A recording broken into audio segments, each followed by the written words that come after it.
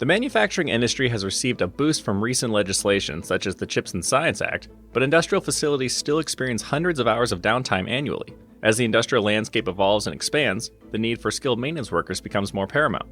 By now, virtually everyone in the industry has heard about the Deloitte and Manufacturing Institute's study that projects 2.1 million unfilled jobs by the end of the decade. According to Census.gov, by then, all boomers will be at least 65 years old. The increased investment in manufacturing is encouraging, but for every increase in a facility's assets, the lack of knowledgeable bodies available to maintain them becomes more glaring. Someone, or something, will need to fill this gap. Fluke Reliability, a division of electronic test tool manufacturer Fluke Corporation, provides a range of technologies such as eMaint and Prüftechnik, which are helping manufacturers do more with less resources.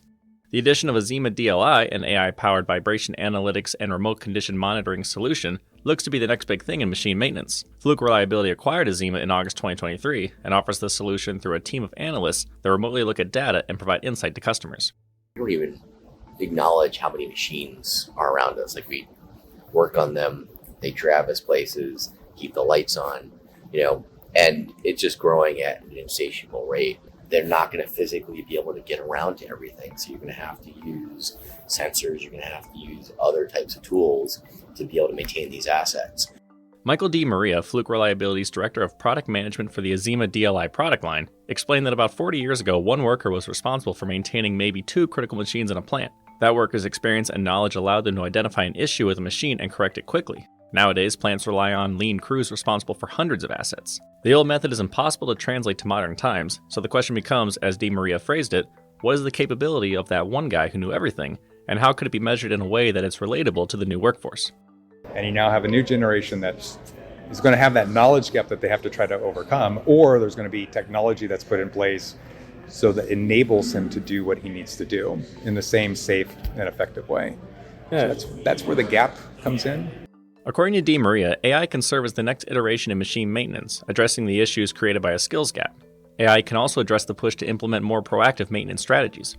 With Azima, we've collected over 67 trillion data points, 80,000 assets, so over 30 years. This business has been there for 30 years. So all that data over the years has given us the ability, or given Azima the ability, to build an expert system.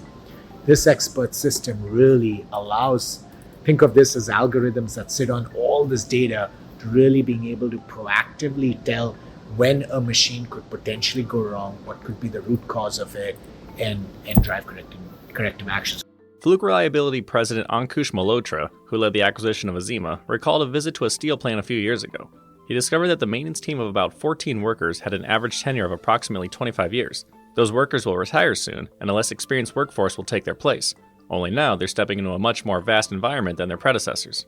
And I think a lot of the younger generation that's coming in, their expectation is that they have a lot more automation.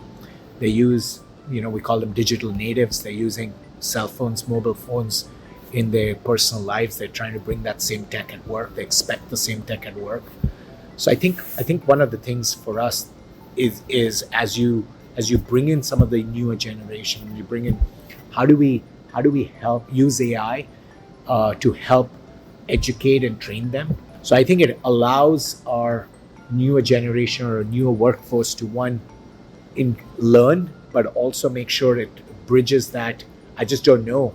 I've never experienced this situation before. There's a unique problem that's taken place on this machine.